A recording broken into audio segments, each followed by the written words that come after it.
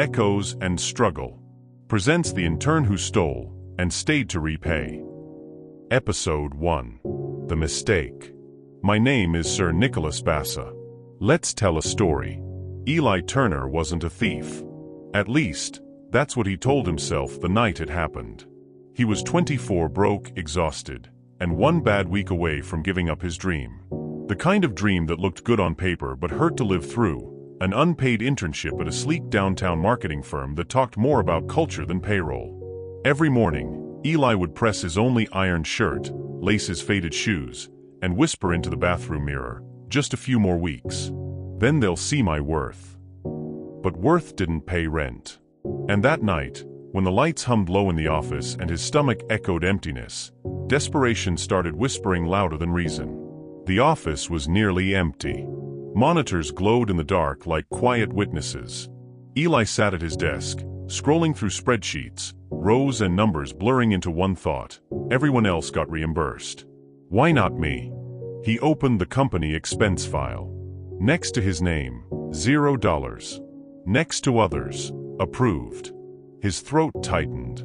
He could almost hear his landlord's voice from that morning. "One more day, Eli. One more." He rubbed his temples.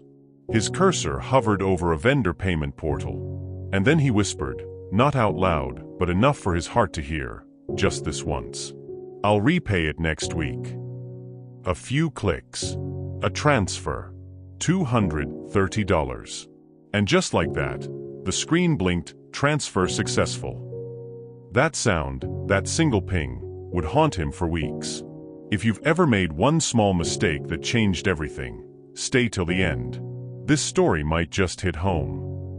Eli leaned back in his chair, staring at his reflection in the black monitor. The person looking back wasn't him, not the kid his mother raised, not the one who stayed late fixing everyone's mess. He shut off the screen, packed his laptop, and left before guilt could catch him. But guilt moves faster than you think. The office buzzed with coffee chatter, laughter near the printer, phones ringing. And yet, Eli couldn't hear any of it. His manager, Ms. Daniels, sharp eyes, calm tone, called across the room, "Morning, Eli. Did you get your expense email?" His heart skipped. He forced a smile. "Not yet, ma'am. Maybe it's still processing." She nodded absently. "All right. I'll have finance check it. We'll make sure everyone's up to date." Everyone. Those words hit like cold water. Everyone. He felt the guilt crawling up his chest. He excused himself, walked to the restroom, locked the stall, and pressed his palms to his face. What did I do? He wanted to undo it, to untype those numbers, to unhear that ping. But life doesn't come with an undo button. At lunch, he saw it. The email subject line, "Unusual transaction detected, review required." He froze. His hand trembled above the mouse. Around him, the office noise faded into a dull hum, voices in slow motion. He clicked it open. Eli Turner, transaction flagged for review. Please meet with the finance manager at 3 p.m. It was 2:47. 13 minutes. The same number from another life, another countdown, another mistake waiting to happen. He thought of running. He thought of deleting everything and disappearing. But then he thought of something else, something his late father once said when Eli was 16 and lied about breaking the window. "You can't outrun what's inside you, son. You face it, or it eats you alive." So at 3 p.m., Eli walked into the finance office. Would you have walked in, or walked away? Tell me in the comments. Your choice says more than you think. The finance manager, an older man with gentle eyes, wasn't angry. Just disappointed. "Eli," he said softly, "we saw the transfer. I assume it wasn't authorized." Eli couldn't lie anymore. Not to someone who looked at him like a person, not a problem. His voice cracked. I needed rent money. I thought I'd replace it once my reimbursement cleared. I didn't mean to." "Stop," the man said. "I'm not asking for excuses. I'm asking, will you take responsibility?" Eli blinked. No one had ever asked that. He nodded. Yes, sir. I'll make it right. The man slid a form across the desk. Then start by signing this. It's a confession and a chance. A chance. Most people lie, Eli. You didn't. That matters. Eli signed.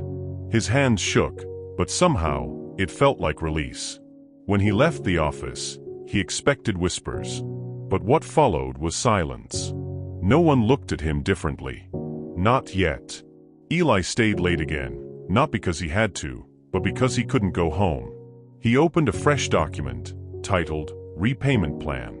He listed side gigs, meal cuts, late-night design work. Every dollar mattered now. As he typed, the janitor, Mrs. Collins, a kind woman who always hummed hymns, passed by and paused. You're still here, Eli? Don't burn yourself out. He smiled weakly. Just trying to fix something I broke. She nodded. Then fix it with your heart too, not just your hands. He didn't understand what she meant. Not yet. But he would. Because redemption doesn't start with forgiveness. It starts with honesty. If you believe everyone deserves a second chance, hit subscribe. The next part of Eli's story is where redemption begins.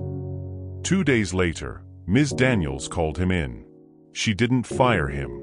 She didn't yell. She simply said, "You stayed." Most people would have run. Let's see what staying can do. Eli's chest tightened, not from fear, but relief. He walked out of her office and for the first time in weeks, breathed. As he packed his things, he noticed something small under his keyboard, a sticky note he'd written months ago when he first joined the company, "Leave better than you came." He stared at it, then smiled. Maybe this wasn't the end. Maybe this was the beginning of who he was meant to be. The Intern Who Stole and Stayed to Repay continues. Episode 2, The Price of Staying, drops Wednesday. Don't miss it. Subscribe, turn on notifications, and tell me in the comments, would you stay to fix your mistake?